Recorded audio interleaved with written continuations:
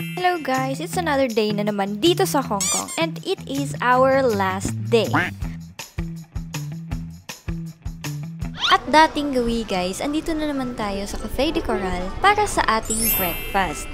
And matik ulit, andito na yung mga orders natin. Let's eat! Lumabas na nga tayo guys sa Chungking Express.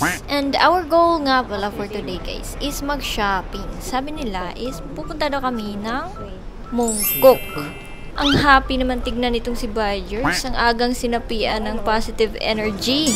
Andito na tayo sa Tsim Sha Tsui Station guys. Nag-aabang ng train. Mga 2 stops lang guys. Mongkok na agad.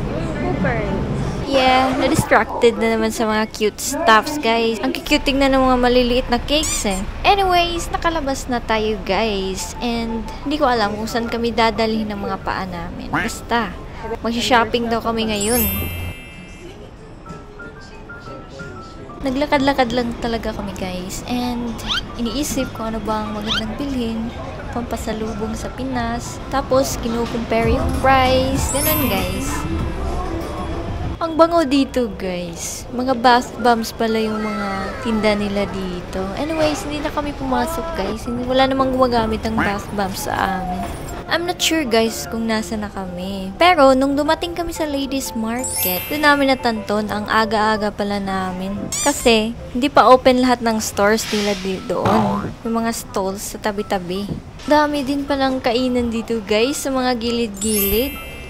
Sa kakalakad namin guys, napunta kami sa Sneaker Street. Ayun, gusto din nilang bumili ng sapatos. Kaya, dito na muna kami nag-ikot-ikot.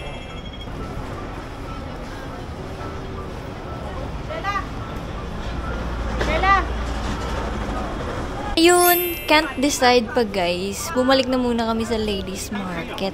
Known din itong Ladies Market guys kasi pwede kang makipagtawaran hanggang 50% ng price na binibigay nila dito. Grabe guys no. Like imbis 150 HKD guys each, nagiging 150 HKD siya for 2. It's lunchtime na guys. Yung napili nilang kainan for lunch is itong Haewang Dim Sum. Sama ito dun guys sa mga kainang makikita sa gilid-gilid ng Ladies Market.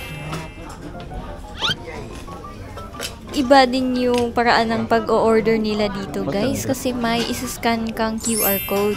Tapos dun ka na mag-o-order.